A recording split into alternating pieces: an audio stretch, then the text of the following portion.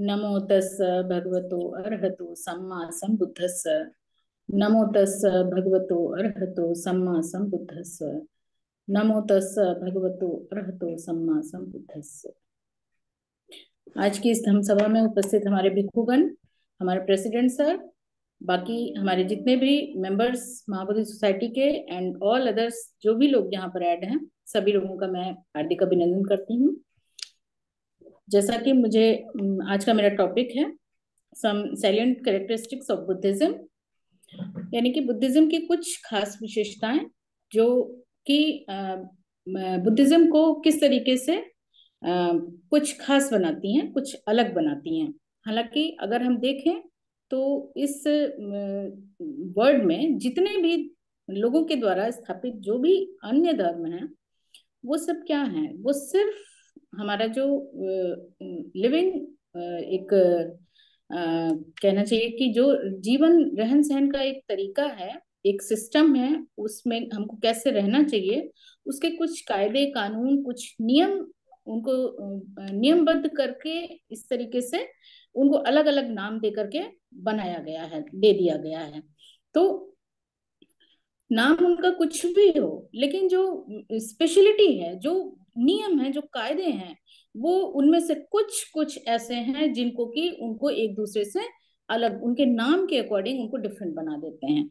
लेकिन जो बुद्धिज्म है वो क्या है, वो जो हर किसी बाकी धर्मों से वो किस तरीके से इसको डिफरेंट करता है, उसकी कुछ खास विशेषताएं जो है, वो जैसा कि मैंने पढ़ा और समझा है, वो आप सब लोगों के सामने आज मैं यहाँ पर रखूंगी।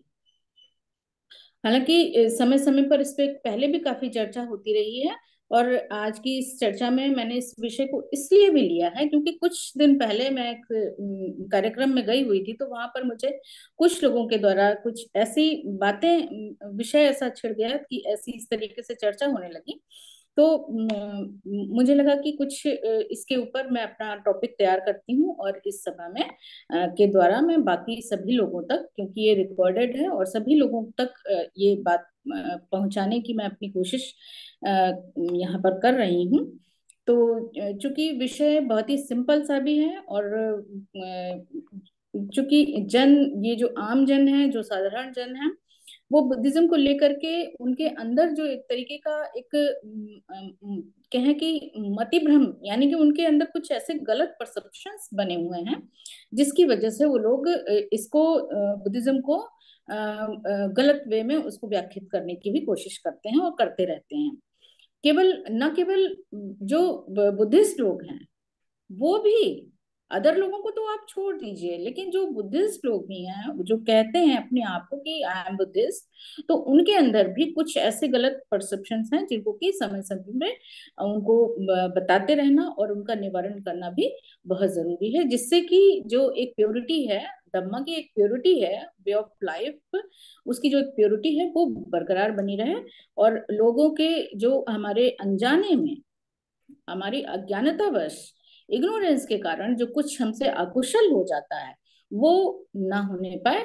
और ये एक तरीके से हम इसको, हम अपनी सेल्फ की भी जिम्मेदारी इसमें महसूस करते हैं, और हमें समझनी चाहिए कि जो अकुशल वर्क या थॉट्स हैं, या कुछ इस तरीके से लोगों के अंदर जो कुछ गलत परसेप्शंस बने हुए हैं, उनको समय समय पर हमें दूर करते रहना चाहिए। केवल लोगों के ही नहीं, अपने अंदर के भी, हमारे भी जो कुछ गलत परसेप्शंस हैं वो बहुत कुछ हैं। हम अपने बड़े लोगों से बातचीत करते हैं, डिस्कस करते हैं, धर्मगुरुओं से डिस्कस करते हैं, और बुक्स आदि को पढ़ करके हम अपने जो गलत थॉट्स, हमारे परसेप्शंस जो कुछ गलत हमारे अंदर डेवलप होने लग जाते हैं, किसी बात को लेकर के, किसी टॉपिक को लेकर के, या कुछ अपने ही कुछ कामों को लेकर के भी, अपने कुछ रिलेशंस को लेकर के हैं, या कुछ अपने कहें कि जो हम डेली लाइफ में जो हम वर्क, हमारे डेली रूटीन के वर्क हैं, उनको लेकर के भी, तो इस तरीके से हमको इनको प्यूरिफाई करते रहना भी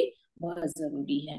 तो सबसे पहले कि व्हाट इज, जो बुद्धिज्म है उसकी फाउंडेशन क्या है, तो ये जैसा कि इस पे बहुत लंबी चर्चा भी हो चुकी है, कई कई बार हुई है कि what is the foundation of the Buddhism. तो फाउंडेशन जो सबसे पहले बुद्धिज्म की है वो है फोर नोबल ट्रुथ्स, ये हम सभी लोग जानते हैं। और फोर नोबल ट्रुथ्स क्या हैं, ये भी हम सभी लोग इस धम्म सभा में तो जानते ही हैं। तो जिनको कि ये फोर नोबल ट्रुथ्स ही को भगवान बुद्ध ने इस संसार में लोगों के सामने उसको रिवील किया, उसको उजागर किया।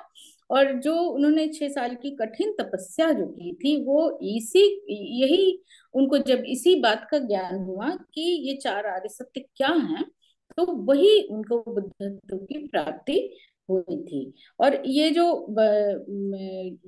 चार आर्य सत्य की जो खोज है, ये समय समय पर बुद्ध ही इसको करते रहते हैं। और चार आर्य सत्य जो हैं वो एक सत्य हैं ऐसे, जो कि ना तो कभी डिस्ट्रॉय होते हैं, ना कभी खत्म होते हैं, ना कभी इनका किसी तरीके से लॉस होता है।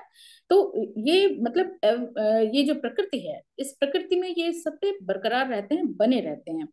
केवल प्रॉब्लम क्या हो जाती है कि जब एक लंबा समय बीत जाता है और उस लोगों की ऐसी इग्नोरेंस की वजह से लोगों की जो क्लाउडनेस माइंड पर आ जाती है, तो उस क्लाउडनेस की वजह से इसको लोग देख नहीं पाते हैं, समझ नहीं पाते हैं और उसको उसका एहसास नहीं कर पाते हैं।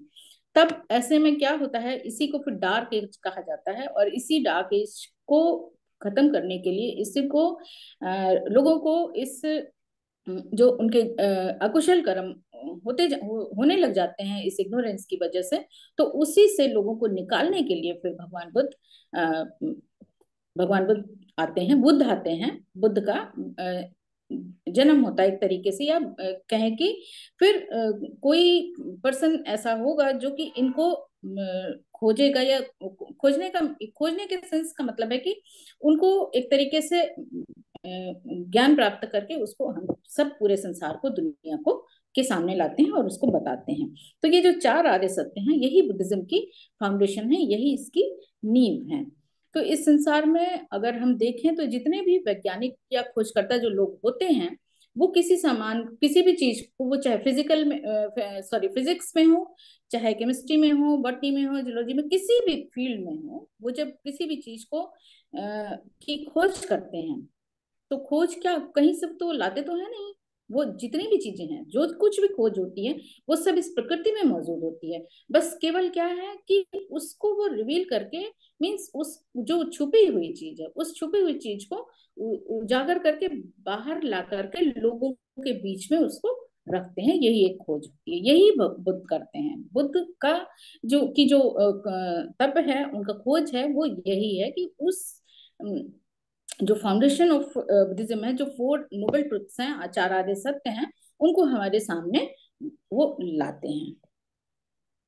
तो इस प्रकार से जो भगवान बुद्ध हैं, इन चार नोबल ट्रुथ से इस यूनिवर्स को, इस संसार को उससे अवगत कराते हैं। और हम सभी लोग जान चुके हैं, जानते ही हैं कि ये चार नोबल ट्रुथ्स जो हैं वो क्या हैं। सबसे पहला जो है इनमें से कि सफरिंग, यानी कि दुख। तो दुख का नाम आते ही हमारे जहन में क्या चीज आती है कि बहुत ही एक पीड़ादायक सेंस में उसको हम महसूस करने लग जाते हैं कि मतलब दुख का मतलब ही है कि पीड़ा। लेकिन केवल पीड़ा के ही सेंस में भगवान ने इसको दुख नहीं कहा है। भगवान ने तो ये भी कहा है कि आनंद, ये पूरा ये संसार जो है, ये कुछ नहीं, ये सिर्फ दुख ही दुख है। वो किस सेंस में कहा है, जब हम बहुत गहराई में जाते हैं और जब अच्छे से इसको पढ़ने की और समझने की कोशिश करते हैं, तब हमको समझ में आता है कि किस सेंस में भगवान ने हर चीज को, इस संसार को दुख कहा है। सेकंड जो है कॉज, यानी कि कारण। उसको दुख है तो उसका कारण भी उन्होंने बताया है।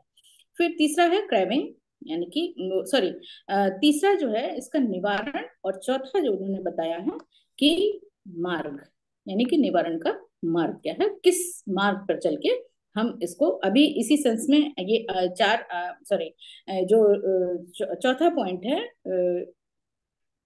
इसका मार्ग यानी आठ अष्टांगिक मार्ग जो है, इसके ऊपर अभी सबकी चर्चा भी चल रही है। तो अष्टांगिक मार्ग उन्होंने जो बताए हैं, वो मार्ग अगर हम अपने जीवन में, डेली की लाइफ में नहीं कुछ तो अगर हम 2-3 मार्ग पर भी चलने की कोशिश करें, तो हम अपने आप ही इस चीज को महसूस करने लगेंगे कि हमारी जो लाइफ है वो कितनी सिंपल होती जा रही है।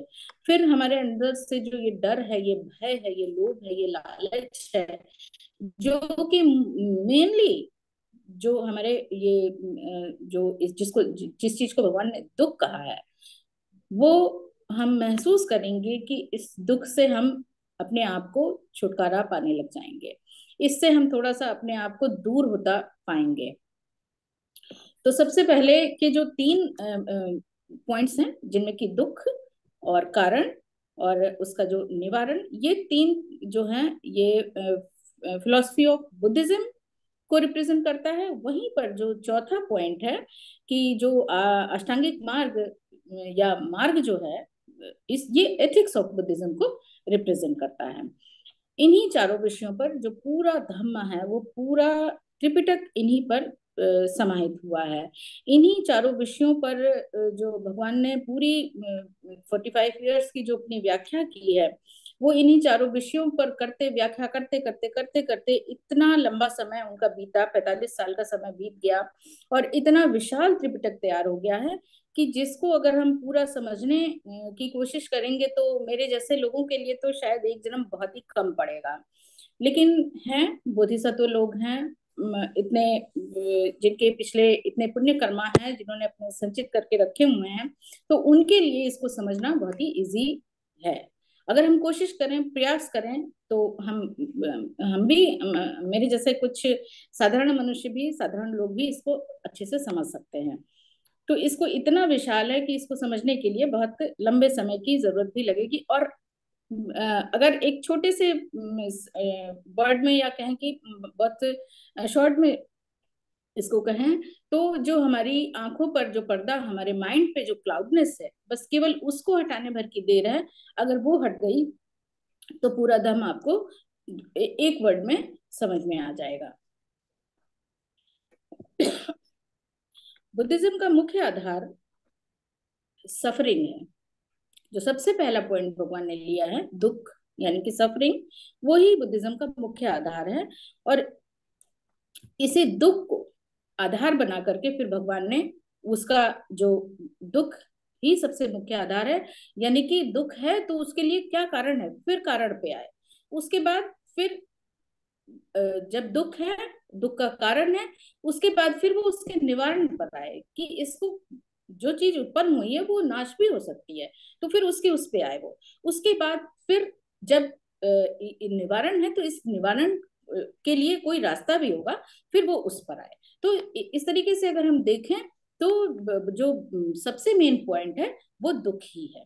तो इस प्रकार से अगर हम ये देखें, जो लोगों की नजरों से देखें, आम जन की उससे देखें, जो लोग इसको कहते हैं कि बुद्धिज्म में केवल दुख ही है, तो इसको इस सेंस में फिर निराशावादी भी वो लोग कहने लग जाते हैं।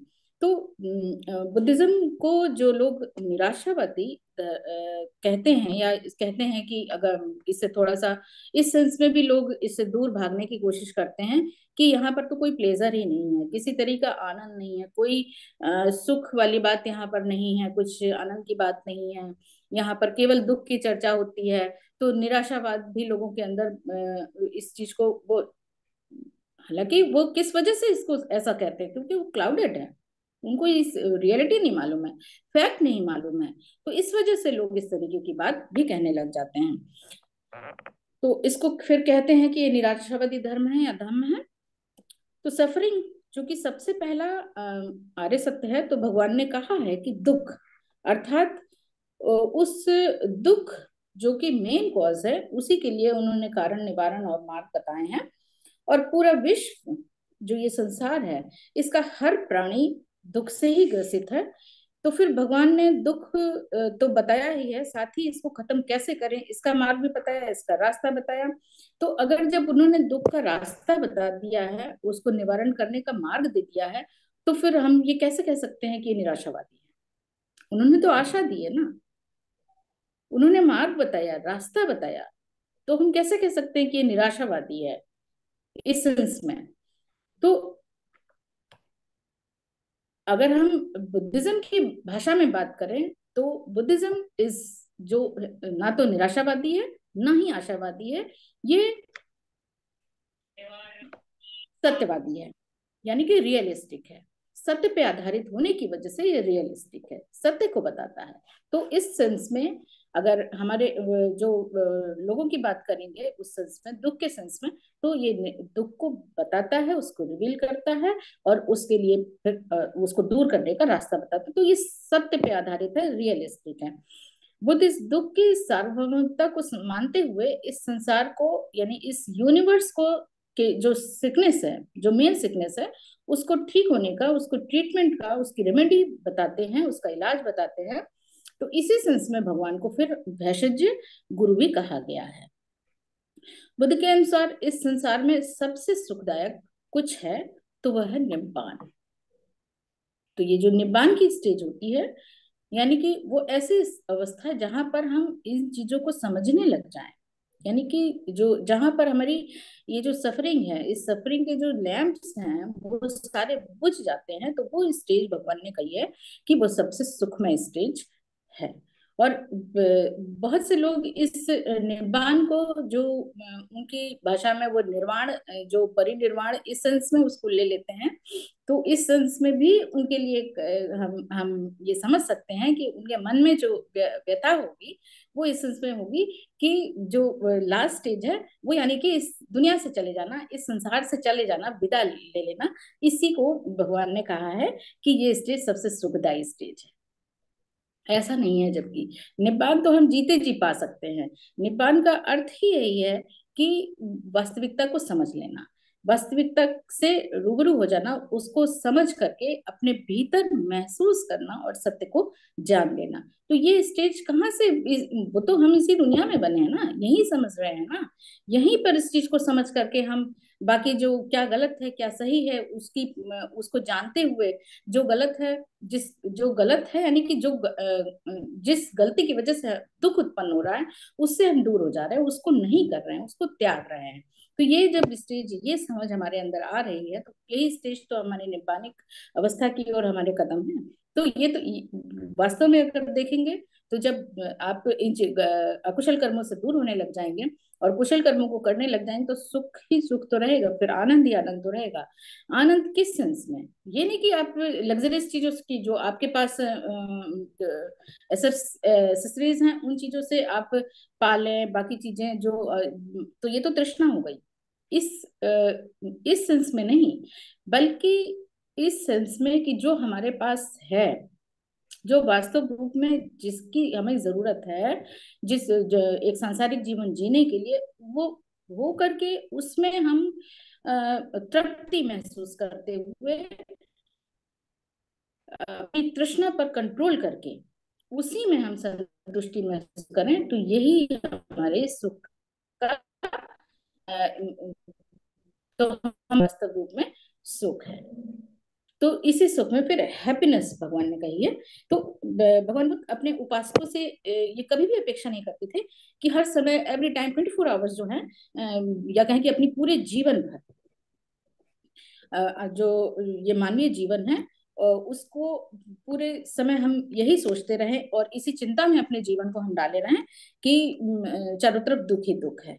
नहीं, उन्होंने ऐसा नहीं कहा है, बल्कि और ये सोचते हुए हम अपने जीवन को पूरी हर समय अनहैप्पी बना के रखें और दुखी बने रहें, तो ऐसा नहीं है। बल्कि हर बुद्धिस्ट को अपने भीतर जो है जॉय या प्रीति को सिंचित करना चाहिए, उसको कल्टीवेट करने की कोशिश करते रहना चाहिए, जो कि इनलाइटनमेंट के लिए बहुत जरूरी होता है। और एक तरीके से ये जॉय और प्रीति जो है ये एनलाइटनमेंट का एक बेस भी होता है, फाउंडेशन भी है। बहुत से चिंतकों ने, लेखकों ने अपने अपने अपने सर्वे के आधार पर भी लिखा है कि दुनिया में जो बुद्धिस्ट लोग हैं वो सबसे हैप्पी पीपल होते हैं। तो यहाँ पर हम लोग थोड़ा सा खुश होने की जरूरत महसूस कर सकते हैं। और मैं तो अपने आप को बहुत खुश महसूस करती हूँ जब इस तरीके के वर्ड्स मैं पढ़ती हूँ कहीं भी, और इस चीज को तो मैं फील करने लगती हूँ कि वाकई में बुद्धिस्ट लोग वाकई में खुश होते हैं। अगर हम अदर कंट्रीज भी देखें, जो जापान जापान है, कोरिया है, चाइना है, कुछ उनकी अपनी अलग वो चीजें छोड़ दीजिए, लेकिन वहां पर लोग कितने खुश रहते हैं, कितने जॉयफुली अपने काम के प्रति कितने समर्पित रहते हैं। और केवल काम के प्रति ही नहीं बल्कि लोगों के प्रति समर्पित रहते हैं। तो ये जब भावना हमारे अंदर डेवलप होती है तो वाकई में यही चीज हमको आनंद देती है, और इसी सेंस में फिर बुद्धिस्ट लोग खुश रहते हैं, क्योंकि वे जानते हैं कि व्हाट इज ट्रू, वास्तविकता को जानते हैं, वास्तविकता को महसूस करते हैं, उसको रियलाइज करते हैं, उसी में जीते हैं। तो जब हम वास्तविकता में जीने लग जाते हैं तो यही फिर हम महसूस करते हैं कि यही खुशी है।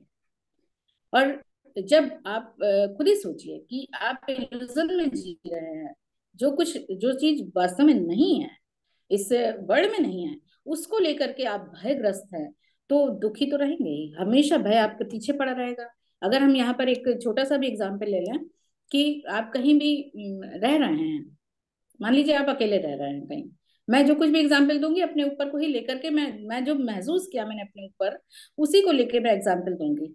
जब मान लीजिए आप कहीं भी अकेले रह रहे हैं, आपके मन में एक इस तरीके के थॉट या परसेप्शन बने हुए हैं कि एनीवेयर भूत है, एनीवेयर कुछ बुरी आत्माएं हैं, एनीवेयर कोई कुछ मेरे साथ कोई कुछ कर देगा, इसने कुछ कह दिया, या इसने कोई टाइम पे लोगों ने इस तरीके से अपने वो बना रखे हैं कि इस समय पे अगर ऐसा हुआ तो ऐसा कुछ हो जाएगा, आज ये नहीं किया तो ये कुछ हो जाएगा, इस दिन हमने ऐसा नहीं किया तो ये कुछ हो जाएगा। तो इस तरीके की जो गलत चीजें हमारे अंदर बनी हुई हैं, और इस तरीके के जो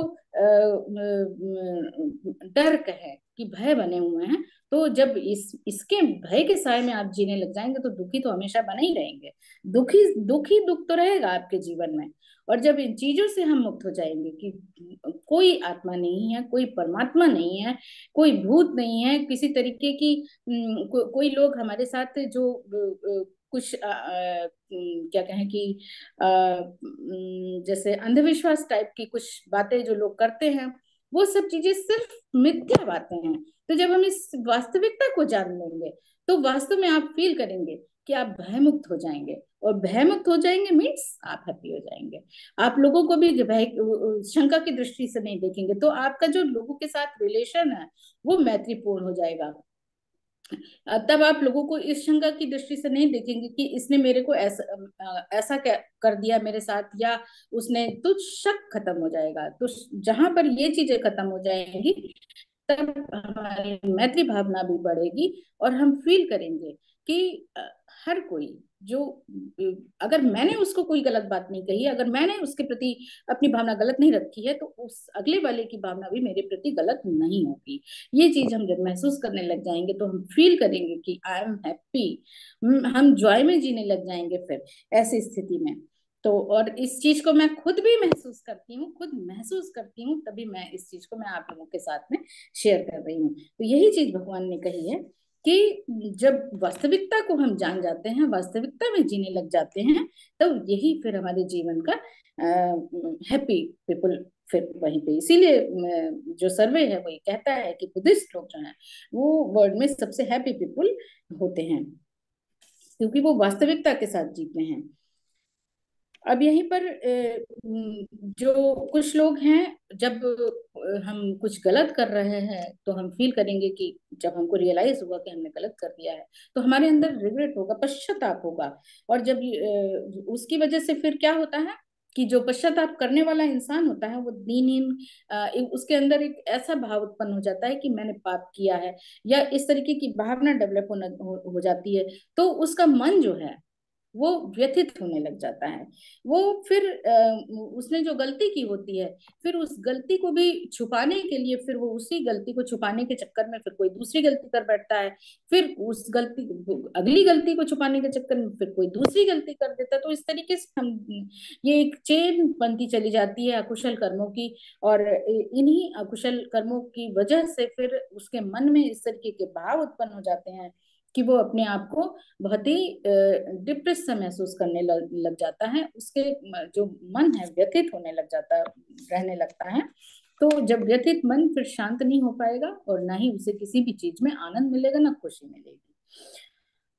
तो बहुत से लोग भी ऐसे भी होते हैं कि जो ऐसा सोचते हैं कि हमने कुछ गलत काम किए हैं, या हमारे कुछ हमसे अनजाने में भी जो भी गलती हुई हो, तो फला जगह कहीं भी जा करके किसी जो लोगों के द्वारा कुछ व्यवस्थाएं ऐसी बनाई गई हैं, या कहें कि कुछ लोग जाते हैं, कहीं मंदिरों में जाते हैं, कहीं मस्जिदों में जाते हैं, या किसी भी ऐसे प्लेस पे जाते हैं, या कहीं नदियों में स्नान करने के लिए जाते हैं कि उससे कहीं भी जा करके हम अपने पापों को धो करके मुक्त हो सकते हैं। लेकिन भगवान ने कहा है कि कोई भी नदी, कोई भी स्थान ऐसा, कोई भी पूजा या कोई भी पाठ, कोई भी मंत्रोच्चारण, कोई भी चीजें हमारे द्वारा किए गए कर्मों को शुद्ध नहीं कर सकती हैं। अगर कोई शुद्ध कर सकता है वास्तव में, तो वो सिर्फ हम स्वयं हैं। वो हम स्वयं ही अपने किए हुए कर्मों से मतलब गलत कर्मों को सुधार करके ही उन पापों को हम खत्म कर सकते हैं। तो अगर वास्तव में कहें तो अगर पूजा ही करनी है तो अपनी करिए, अपने कर्मों की करिए, जिससे कि और ये अपने अंदर भाव पैदा करिए कि आगे मेरे से ऐसा नहीं होगा। जब हम इस तरीके की क्या प्रतिज्ञाबद्ध हो जाएंगे, तो फिर हम देखेंगे कि हमारे जो कर्म है फिर वो कुशलता की ओर बढ़ने लग जाएंगे। तो यही चीज फिर भगवान ने इसी के लिए आर्य अष्टांगिक मार्ग बताए हैं। तो जब आर्य अष्टांगिक मार्ग पर चलने वाले जो लोग होते हैं, वो हर तरीके से होली लाइफ जीने लग जाते हैं। तो होली लाइफ जी रहे होते हैं, तो वास्तव में वास्तविकता पे चल रहे होते हैं, तो वही लोग आनंदित रहने लग जाते हैं, आनंदित होते हैं फिर वो। इस इसी उसमें फिर एक यहाँ पर मैं एक एग्जांपल देती हूँ कि एक दिन एक शक देवता भगवान के पास आया और भगवान से पूछा कि हे बंदे, ये जो जंगलों में वास करते हैं, एक समय का भोजन करते हैं, एक समय भोजन से ही अपना पेट भरते हैं, और जो जीवन भर ये संत की तरह रहते हैं, तो हे बंदे, फिर भी ये क्या चीज है जो कि ये इनको इतना खुशी रखती है और ये इतना सुखी और खुश दिखाई देते हैं, ऐसा क्या है? तो भगवान ने शक को जवाब देते हुए भगवान बोले कि सुनो, ये जो भिक्षु हैं, ये एक समय का भोजन, इस पंचतंत्र का जो ये इनका शरीर है, इस शरीर को चलायमान रखने के लिए ये एक टाइम का भोजन लेते हैं। क्योंकि ये हमारे भोजन, सॉरी, हमारी जो ये बॉडी है, इसको तो चलायमान रखने के लिए भोजन की आवश्यकता है। और ये जो भिक्षु हैं जिनकी बात शक कर रहा है, तो ये ना तो भूत की चिंता करते हैं, ना भविष्य की चिंता करते हैं, और जो नहीं है उसके लिए कोई चिंता नहीं करते हैं, बल्कि जो है वास्तव में उनके पास में जो है उसी में संतुष्ट रह करके वर्तमान में जीवन जीते हैं। यही इनकी प्रीति आनंद का मुख्य कारण है। तो यहाँ पर भगवान ने कितना अच्छा एक उपदेश दिया है इस उदाहरण के द्वारा, कि वास्तव में जब हम वर्तमान में जीने लग जाते हैं, तो जो हमारे पास वर्तमान में है, हम क्या करते हैं? कुछ बहुत से लोग ये कहते हैं कि पिछले समय को याद करते हुए यही सोचते रहते हैं कि पिछला समय कितना अच्छा था, तब ये था, तब वो था, तब, और फिर भविष्य के लिए मैं ऐसा कर लूं, मैं ये संचित कर लूं, मैं मुझे ये करना है, मैं ऐसा कर लूंगा तो ऐसा हो जाएगा। तो भविष्य की चिंता में ही, और भूत भूत अपने भूतकाल को याद करते हुए भविष्य की चिंता में ही जीते रहते, तो वर्तमान में कहाँ है? वर्तमान तो खो देते हैं फिर वो ऐसी स्थिति में। तो हम वर्तमान में जी ही नहीं पाते हैं वास्तव रूप में। तो भगवान कहते हैं कि वर्तमान में जीना, यानी वास्तव में जो सामने है उसी में आनंदित होना, उसी की जो चीज आपके पास है उसी में सुख को ढूंढते हुए उसी संतुष्टि को प्राप्त करना, यही सुख है। फिर कॉजो जो इसका हैप्पीनेस का जो कारण है वो बताते हैं कि इस हैप्पीनेस के टर्म्स में फिर जो संयुक्त निकाय के प्रतीत समुत्पाद की एक रोचक व्याख्या यहाँ पर मिलती है, जो कि इस प्रकार से है कि सफरिंग लीड्स टू कॉन्फिडेंस, यानी कि श्रद्धा। फिर श्रद्धा से आनंद उत्पन्न हुआ, इस आनंद से जॉय यानी कि प्रीति उत्पन्न हुई, फिर जॉय से शांति उत्पन्न हुई, शांति से सुख, सुख से समाधि, फिर समाधि से ज्ञान, और वह विजन जो सत्य को जैसा है उसके मूल रूप में वैसा ही उसके वास्तविक रूप को देखने का ज्ञान उत्पन्न हुआ। इस ज्ञान से फिर रिपल्शन हुआ, उत्पन्न हुआ, और फिर इस रिपल्शन से जो नॉन अटैचमेंट है यानी कि विराग उत्पन्न हुआ, और इस विराग से विमुक्ति, विमुक्ति से एक्सटिंक्शन ऑफ पैशन यानी कि अरहत। तो अगर हम इसको स्टार्टिंग देखें तो कहां से, दुख, दुख से शुरू हुआ और अरहत पर आकर के, ये प्रतीत समुत्पाद की चेन है जिसको कि दुख से शुरू किया और अरहत तक आकर के, तो कहां से स्टार्ट हुआ, दुख से, कारण। यानी कि एक तरीके से जब हम देखते हैं तो इस इंपॉर्टेंट पैसेज से ये क्लियर हो जाता है कि कैसे जो ये सफरिंग है ये खुशी को लीड कर सकता है, जो कि अल्टीमेटली अरहत्व तक का सफर हो सकता है हमारा, या कहें कि अरहत्व तक भी हम प्राप्त कर सकते हैं। बस केवल इसको फील करने की और इसको जो उन्होंने मार्ग बताया है उसको चलने की हमको, उस पर चलने की हमको जरूरत है। फिर इसका जो अभी हमने हैप्पीनेस की बात की, सेकंड है हमारा इस बुद्धिज्म का, उसमें टॉलरेंस यानी कि सहनशीलता हमारे अंदर कितनी है। तो फिर चार नोबल ट्रुथ्स को समझने के लिए किसी तरह की भी हमें किसी ब्लाइंड फेथ की जरूरत नहीं है, किसी अंधविश्वास की जरूरत नहीं है। तो पहले जो इसमें दो सत्य हैं जो कि लौकिक हैं और वो सभी लोगों के द्वारा या कहें कि आम जन के द्वारा समझे जा सकते हैं, लेकिन बाकी के जो दो सत्य हैं वो लोकोत्तर हैं। यानी कि उनको समझने के लिए हमको थोड़ी सी अपनी जो मेंटल लेवल है उसको थोड़ा सा अपग्रेड करने की जरूरत होती है। बाकी दो सत्य जो है लोकोत्तर है, उनको ध्यान, समाधि और संतत्व से ही महसूस किया जा सकता है। दुख तो कैसा भी हो, कम हो, ज्यादा हो, शारीरिक हो, मानसिक हो, किसी भी तरीके का हो, वो तो लोग महसूस करते ही करते हैं, और दुख का कारण भी जानते हैं। जो लोग नहीं जान पाते हैं वो लोग किसी दूसरे से पूछते हैं, और जो जानकार लोग होते हैं वो उसको बताते भी हैं। कि एक छोटा सा एग्जाम्पल यही ले लें कि जब हम बीमार होते हैं, यानी कि बीमारी में जो हम फीलिंग करते हैं, दुख हमें होता है, तो उसके लिए हम डॉक्टर के पास जाते हैं। तो डॉक्टर जानकार होता है कि क्या कारण है। मान लीजिए हमें पेट में दर्द हुआ, तो फिर डॉक्टर पूछ के पास जाते हैं, तो डॉक्टर पूछेगा कि भाई क्या खाया था आपने। तो या फिर स्कैन करते हैं उसके द्वारा, अगर इंटरनल कोई प्रॉब्लम है जिसको कि हम बाहर से नहीं देख पा रहे हैं, तो स्कैनिंग के थ्रू उसको जांच करके पता चल जाता है कि हाँ क्या, किस वजह से, यानी कि कारण, कारण बताते हैं डॉक्टर, हमें कारण बता देते हैं। उसी के आधार पर फिर वो हमारा ट्रीटमेंट शुरू करते हैं, दवाइयां आदि देते हैं, वही फिर इसका निवारण, इस सेंस में, बीमारी के सेंस में, फिजिकल जो हमारी बीमारी है उस सेंस में। तो अपने दुख को निवारण करने के लिए लोगों के द्वारा बताए हुए रास्ते को भी हम अपनाते ही हैं, और कुछ समझदार लोग जो होते हैं वो प्रॉब्लम को बताते हैं, उसकी रूट कॉज को भी बताते हैं, और परेशानी को, उसको जो लोग रूट को बताते हैं उसको ब्लॉक करने का भी, जो बहुत ज्यादा समझदार लोग हैं, फिर उस ये परेशानी हमें दोबारा ना होने पाए तो उस रूट को ही ब्लॉक करने की भी कोशिश करते हैं। तो आज के जो ये विज्ञान का युग है, जबकि समस्या जो है वो माइक्रो नैनो यहाँ तक की एटो तक की प्रॉब्लम्स जो होती हैं वो सर्च की जा सकती हैं और उनका ट्रीटमेंट किया जा सकता है।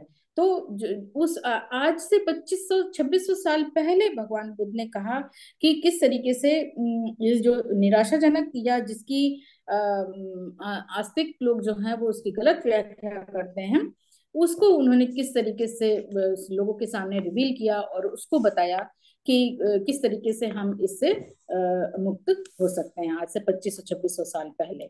बल्कि बुद्धिस्ट लोग जो हैं वो हर भय से मुक्त हो करके शांत जीवन महसूस करते हैं, और वास्तविक रूप में जीने की वजह से ही वास्तविकता में जीते हैं, न तो कि मुझे किसी, बताओ क्या सकता है। ना किसी इल्यूजन में जीते हैं। तो बुद्ध का जो धम्म है, धम्म में सब कुछ प्रैक्टिकल है। इरेशनल या किसी तरीके का इम्प्रैक्टिकल या इम्पैक्टिकल यहाँ पर कुछ भी नहीं है। जो कुछ है वो वास्तविक है, और वास्तविकता को समझना ही वास्तव में एक जो वास्तविकता को समझता है वही एक बुद्धिस्ट होता है।